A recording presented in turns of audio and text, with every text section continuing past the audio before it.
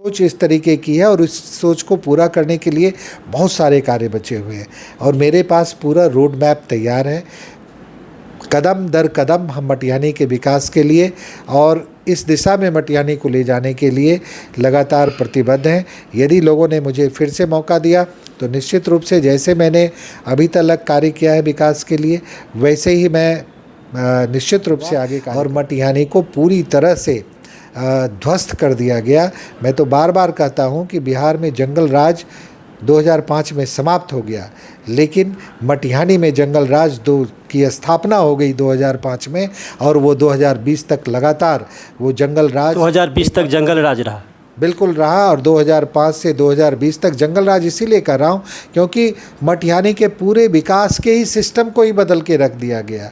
दारू, शराब, अपराध, हत्या हो रही है, बोलने कोई अपनी आवाज़ नहीं उठा सकता है जनप्रतिनिधि के खिलाफ। कम से कम आज इतना तो माहौल बना है, इतना तो लोकतांत्रिक माहौल तो ज़रूर है कि आज लोग अपने जनप्रतिनिधि से सवाल पूछ सकते हैं, जनप्रतिनिधि को कहीं पे भी रोक के उनको बता सकते हैं कि आपने क्या किया और नहीं किया।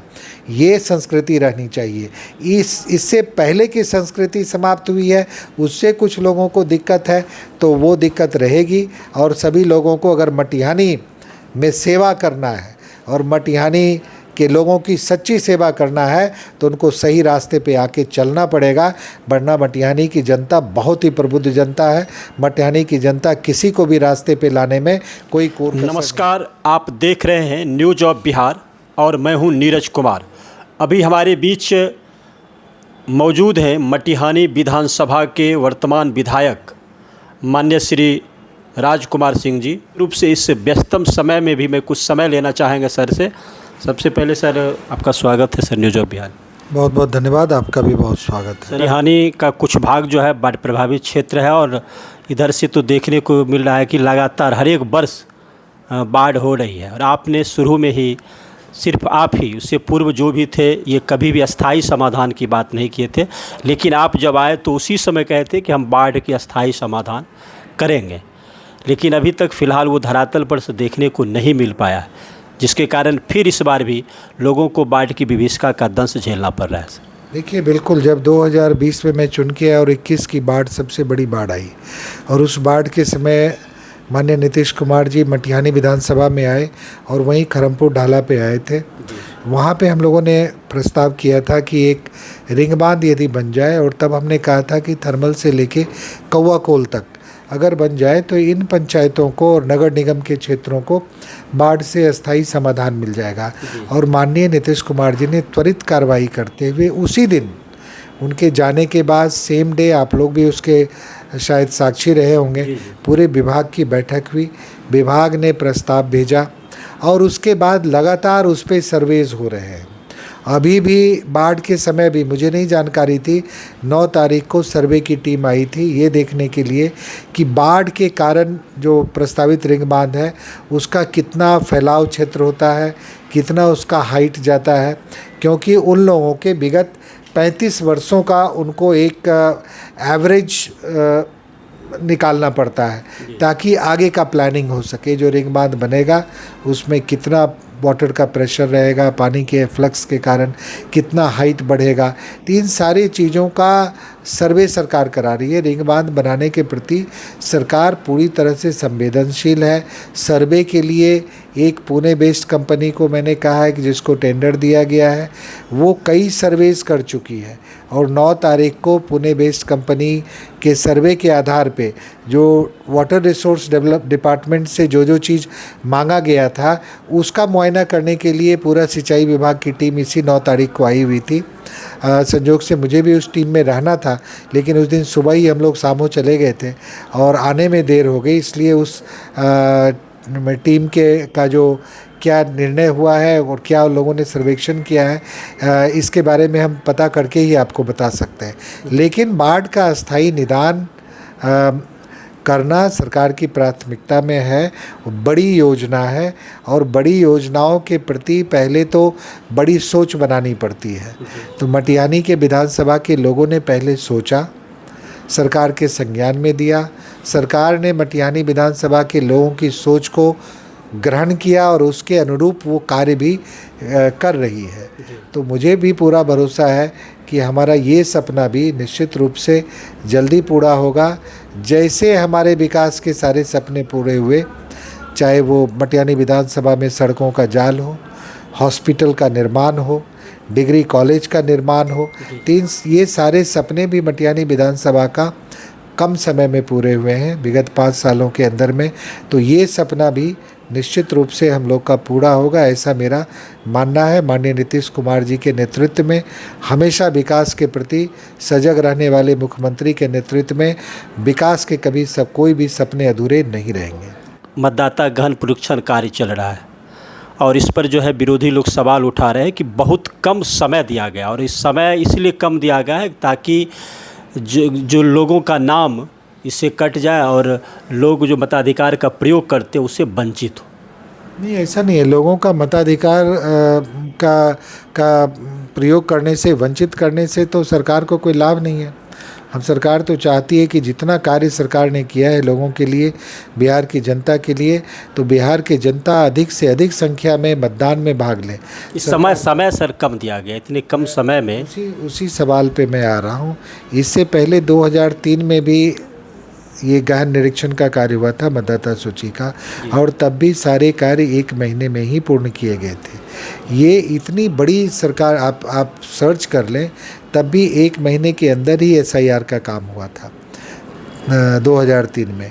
और सरकार का इतना बड़ा तंत्र है, आपने देखा जब बिहार की सरकार ने जातिगत जनगणना कराए तो 15 दिनों के अंदर में पूरे बिहार की जातिगत गणना कराने का कार्य और उसको पूरा करने का काम आदरणीय नीतीश कुमार जी ने किया। तो हमारा सरकारी तंत्र हमारा बहुत मजबूत है, और जो भी कार्य किया जाएगा मतदाता सूची के लिए, जो कार्य हो रहे हैं पूरी निष्पक्षता, पारदर्शिता के साथ में किया जा रहा है, और कोई भी भारत का नागरिक मतदान देने से नहीं चूकेगा।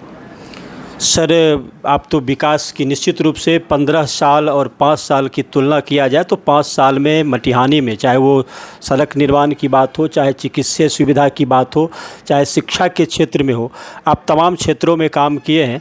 लेकिन फिर भी लोगों में ये है कि विकास जो है, दर को जो नापा जाता है तो कहा जाता है कि विकास नहीं हुआ है मटिहानी में। मटियानी में विकास का दर तो काफ़ी तेज़ हुआ है। मटियानी में जिस तरीके जो लोग ये सवाल करते हैं, जिन चीज़ों में विकास नहीं हुआ मैं उसकी बात कर सकता हूँ आपको। मटियानी में जो जनप्रतिनिधि के द्वारा जो एक अपराध की संस्कृति बनाई गई थी, उस संस्कृति का विकास नहीं हुआ।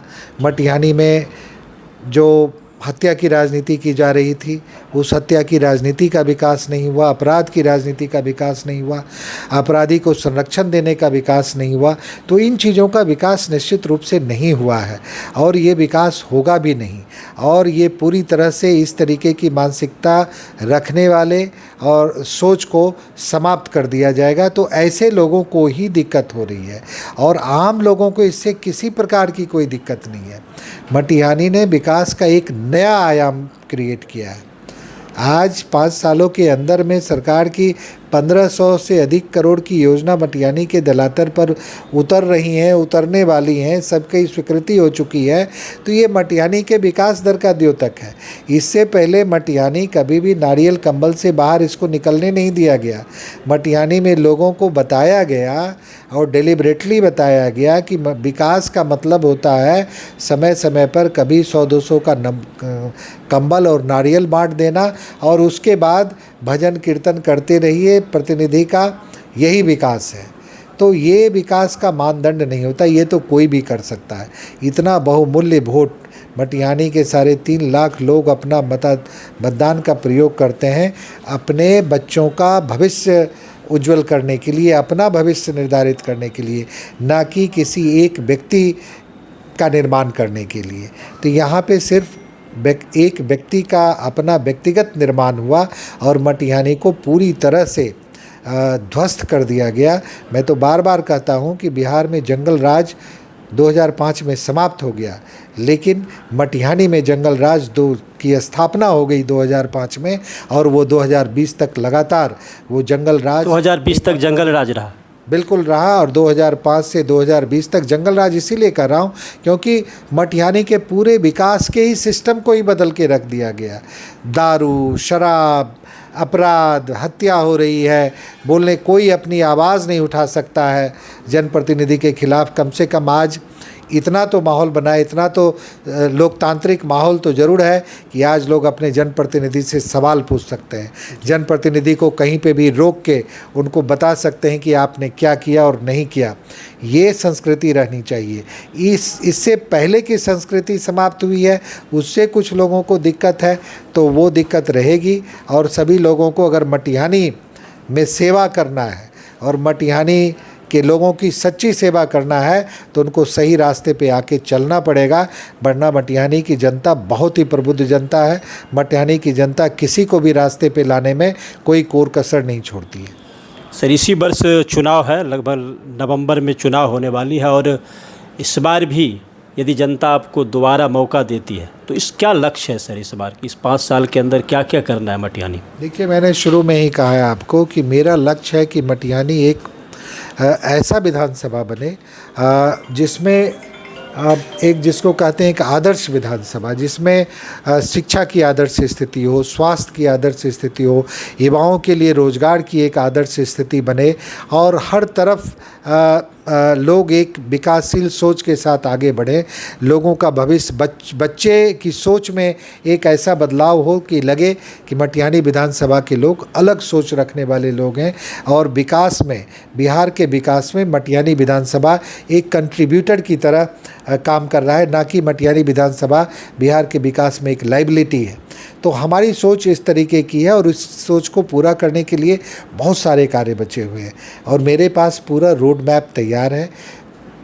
कदम दर कदम हम मटिहानी के विकास के लिए और इस दिशा में मटिहानी को ले जाने के लिए लगातार प्रतिबद्ध हैं। यदि लोगों ने मुझे फिर से मौका दिया तो निश्चित रूप से जैसे मैंने अभी तक कार्य किया है विकास के लिए, वैसे ही मैं निश्चित रूप से आगे कार्य करता रहूँ।